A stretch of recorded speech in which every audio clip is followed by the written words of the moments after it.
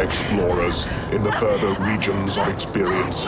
Demons to some, angels to others. Hey guys, what's happening? Nihat here with Film Comics Explained, and in keeping with our Halloween theme for the past 2 weeks, today we'll be exploring Pinhead as featured in the Hellraiser series created by Clive Barker. Pinhead was essentially one of the leaders of the Cenobites, former humans that now resided in an extra-dimensional realm, and who travelled to Earth through a puzzle box called the Lament Configuration with the aim of harvesting human souls. While the character began as an amoral entity blindly devoted to the practice of experimental sadomasochism, later depictions have portrayed him as explicitly evil and even demonic in origins. First appearing as an unnamed figure in Clive Barker's 1986 novella, The Hellbound Heart, the character was expanded upon and changed over time in the Hellraiser films, the first of which was also directed by Barker himself. Unlike the film version, in the novella, Pinhead is not the leader of the Cenobites, and instead he and the other entities followed the lead Cenobite known as the Engineer, a name Pinhead would also adopt himself in the later films. Here the character of Pinhead only appears briefly in the story's beginning, where his gender is also not specified, as seen with this passage. Its voice, unlike that of its companion, was light and breathy, the voice of an excited girl. Every inch of its head had been tattooed with an intricate grid, and at every intersection of horizontal and vertical axes, a jeweled pin driven through to the bone. In the films, Pinhead was born Elliot Spencer and opened the Lament Configuration after becoming disenchanted with human life following his service in World War I. Elliot wandered the earth indulging in a hedonistic lifestyle to bury his trauma, turning to the baser methods of gratification and pleasure until finding the Lament Configuration in British India during the 1920s. Like the other Cenobites, he eventually lost all memory of his human identity following his transformation, and now served the deity Leviathan by abducting others who solved the Lament Configuration and torturing them in a labyrinth realm known as Hell.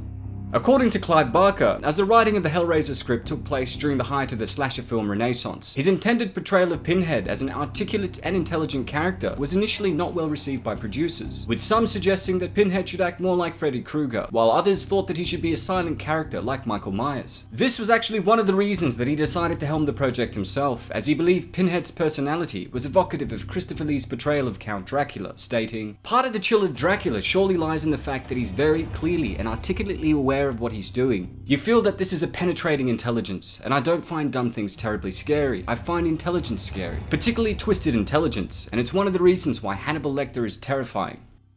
That was an especially nice touch, Clarice. Yours? Yes. Yeah. That was good.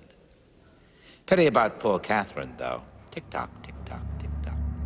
Pinhead was an extremely powerful being with several supernatural abilities. His preferred method of attack was by summoning hooks and chains through mental control to mutilate victims, often pulling said victims in several directions to tear them apart.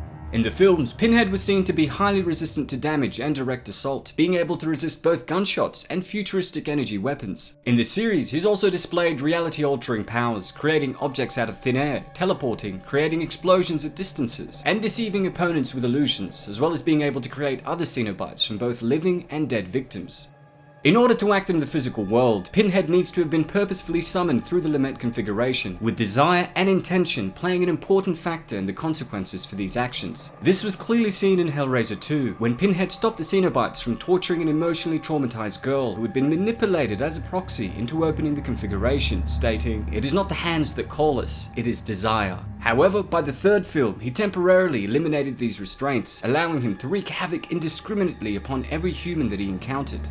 As mentioned earlier, Pinhead's role is varied with each of the Hellraiser installments. In the script for the original film, Barker described Pinhead and the other Cenobites as demons in his notes. However, the character Pinhead identified himself as neither explicitly demonic or angelic, stating that he and his fellow entourage were explorers in the further regions of experience, demons to some, angels to others.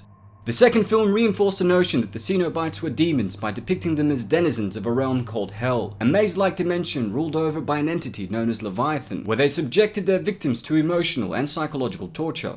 The third film radically altered the original concept, making Pinhead into a purely evil demon of chaos. Here it's learned that Spencer's reversion to his human form caused the negative attributes of himself to manifest into an independent being, which took the form of Pinhead. Without human influence, the entity was therefore unbound by the laws of Cenobite Hell, as was seen with his indiscriminate attacks that were mentioned earlier.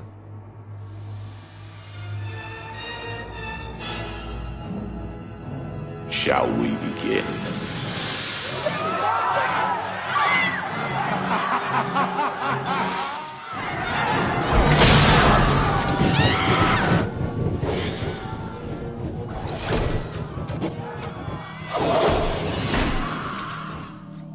By the fourth film, he's presented as a megalomaniac bent on world domination, and by the fifth, he acts as a judge, punishing those who open the box for their sins by making them face their personal demons. This is continued until the seventh film in the series, where Pinhead reverts closer to the original character, with the Cenobites being responsible for pleasure and pain, but even so, the characters are visibly much more demonic, a trait continued in the films that followed. To be honest, I stopped watching the films after Doug Bradley vacated the role of Pinhead, 8 films into the series. But from what I hear about the latest installment, Hellraiser Judgment, which came out earlier this year, Pinhead has essentially been sent back to Earth in the form of a mortal man by God, as punishment for killing one of his angels and interfering with his divine plan. I also thought it was pretty interesting that the character even had his own comic miniseries published by Marvel in the mid-90s, as well as appearing in the Hellraiser comic adaptations inspired by Clive Barker's work. In the comic series, while his origins as Elliot Spencer were kept intact, he's depicted as the latest incarnation of the Cenobite spirit, Zait Totec, an entity derived from Aztec mythology. Oh, no tears, please. It's a waste of good suffering.